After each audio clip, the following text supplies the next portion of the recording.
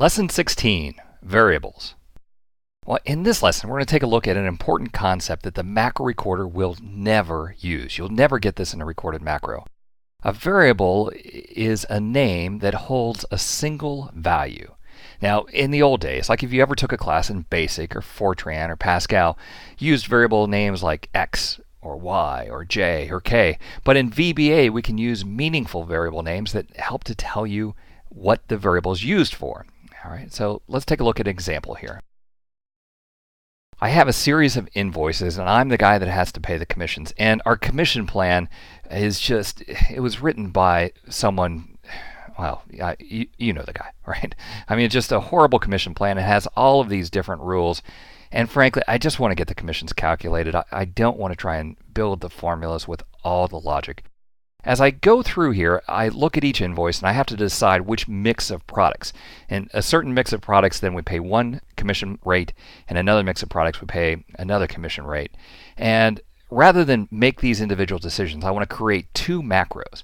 One macro where we did sell a service plan, another macro for where we didn't sell a service plan. The service plan is product Z, so as I'm going through, it's very easy for me to just look at it and know which we want to do.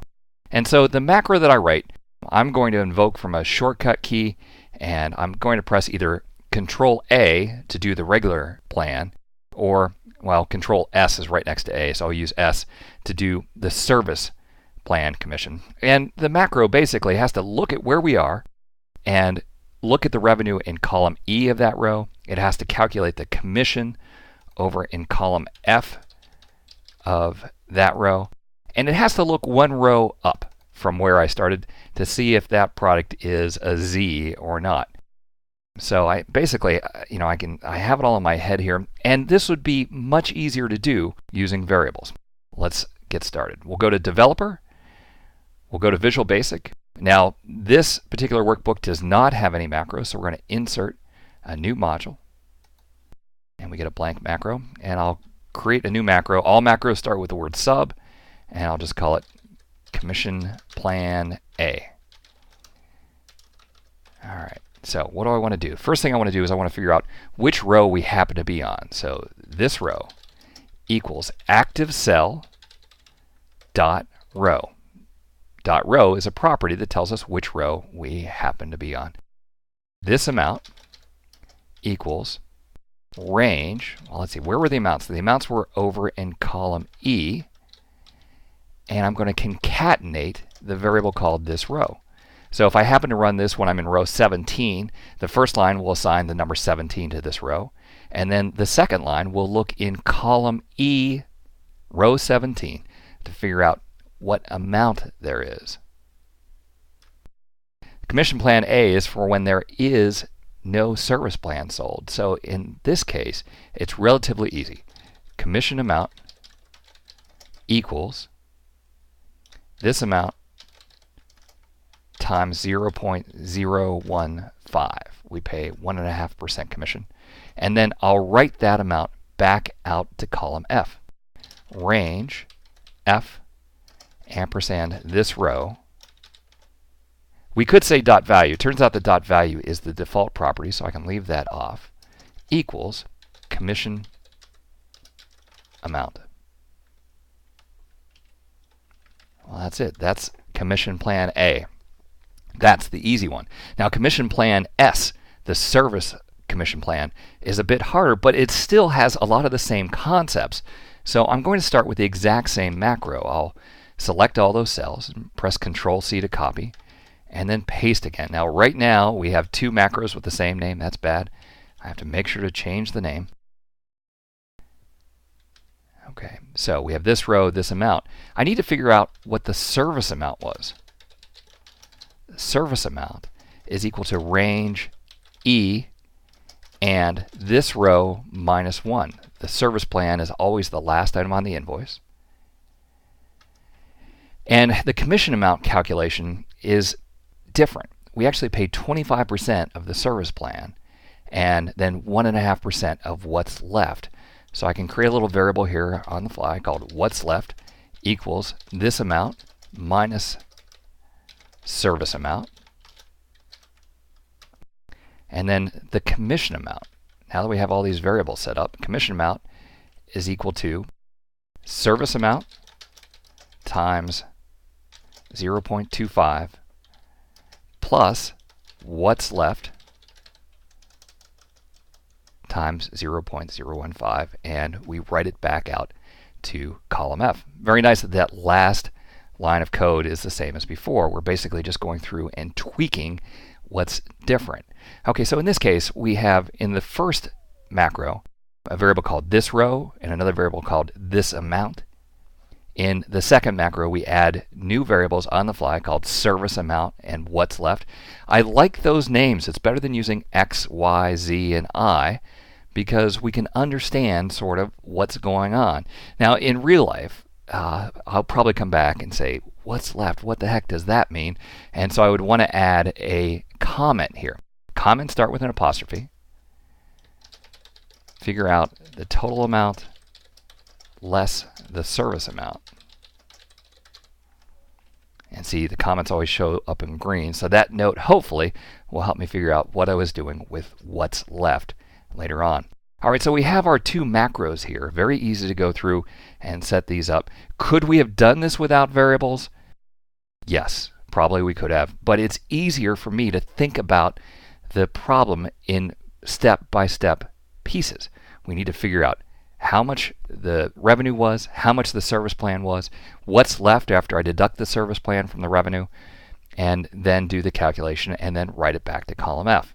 Certainly there would be ways where we could take more time and come up with a macro that would, figure out the whole thing, but right now it solves our problem very quickly. All right, now we need to assign shortcut keys to these, and we do that back in Excel.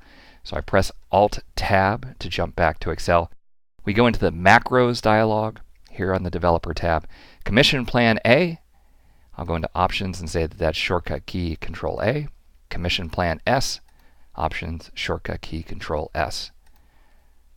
All right, and we don't have to run anything. Okay, so now here's the big test. We should always save before we test anything. All right, so here we go. This one had no service plan, so I press Control A, and we get a number out there. Let's do a quick little test out here just to see how it's working. This divided by that is 0.0. Ah, beautiful. That worked. Okay, great. Now here's one with Commission Plan Z, so I press Control S. Holy smokes, that number looks completely wrong. I'm paying an $8,000 commission on an $847. Yeah, that cannot be right. Okay, so we're going to delete that one, and we're going to put a breakpoint in our Commission Plan S, and we'll see what's going on. So I come here and I press Control S again. All right, we'll run a line of code by pressing F8. All right, so this row, let's hover. All right, I'm hovering to get the value from this row, and for whatever reason my computer's low on resources, it's not showing me the value, so I can use the immediate pane. I'll press Control G for the immediate pane, and I'll say print this row, row 7, print this amount, $847, print service amount, $800. All right, so we'll run the what's left, and down here in the immediate window, I'll ask for print what's left, $47. Okay, so the commission amount equals the service amount. Oh, right there, that's the bug. Why didn't you stop me when I did that? Come on. Service amount times 0.25 and what's left times 0.015. I'm actually pretty confident that's going to solve the problem. So I press F8. Let's just check it here. Print commission amount $200. So 1/4 of the 800 plus 1% of the 4. Yeah, that's about right. All right, so we'll go ahead and let that run. Now that I've solved this, I want to turn off the breakpoint, and we'll come back here. We'll try it again. Control S, Control S, and now Control A, and Control A, and Control A, and I can fly through and very quickly just eyeball these and figure out whether to press Control S or Control A. So there you have it, a couple of quick little macros. Those macros made lots of use of variables. The variables had, well, in the case of the service plan one, several different steps that we had to go through, and it just helped to hold on to those values. This row, this amount, service amount, what's left, commission amount, to kind of build through the logic. Now, again, the macro recorder will never, ever record a variable for you. This is always something where, I even thought about this. I said, could I record any part of this macro?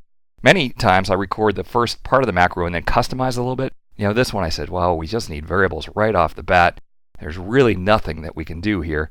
With the macro recorder, it's easier just to switch over and create our couple of macros here using variables. All right, so now that's a simple variable, and we've had these kinds of variables in all programming languages. In the next lesson, we're going to talk about something special called an object variable. An object variable is very powerful. It doesn't hold just one value. It can hold many values as well as properties and all sorts of things like that. So I hope you found this lesson helpful, and thanks for watching. Looking to advance your career by acquiring new skills? Tired of expensive off-site training programs? Wish you could learn from the best instructors in the industry? Look no further than live lessons. Self-paced, personal video instruction by the world's leading technology publishers. Each live lesson comes with a DVD featuring 3 to 4 hours of instructor-led classroom training, sample program code that allows you to work along with your personal instructor, and an example-rich study guide. Live lessons allow you to watch the entire course from start to finish, or navigate directly to any of the individual lessons. You'll literally watch over the shoulder of your instructor as he shows you how to build state-of-the-art applications. Live lessons, the power of the world's leading technology experts at your fingertips. To learn more, visit mylivelessons.com today.